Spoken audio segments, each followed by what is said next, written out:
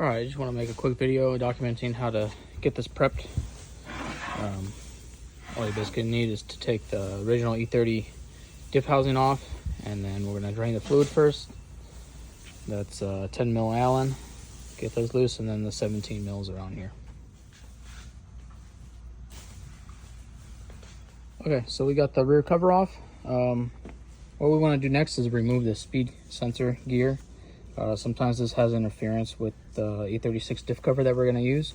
So I'm going to show you a quick way how to take this off in like under 30 seconds. We're going to pop out these half shafts on each side. They're just held in with the C-clip, and they pop off relatively easily with just a pry bar. Show that in there.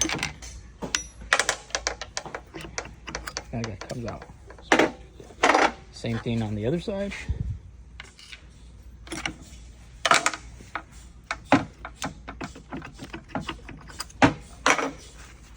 Alrighty, so we got the half shaft out. Now we're going to take off these side covers. They're by 13 mil on both ends. And you want to keep the left side with the left end and the right side with the right side because they're spaced out correctly.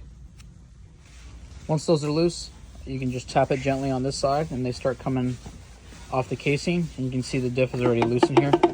So we're just going to pop this out, and then there's the O-ring in here too as well. So I recommend changing the O-rings on both sides to minimize leaks. And then we'll silicone this gasket afterwards. All right, so we got them loose. We're making sure we're leaving the shims on the correct side. Now we can pull the center case out, and then this ring gear just pops right off. It's easy. All right, so we got this thing out. One other way of doing this is you can cut these gear ends with tin snips. We've done that in the past, but if you don't want to cut this and you want to replace all your seals, this is the better option. This thing will just taps out. It's press fit on here, and it taps out very easily. So I just get a screwdriver, start tapping from the bottom. It doesn't matter if this gets ruined. This will just trash. So we'll toss this in the trash, and then we can put everything back together how we took it apart.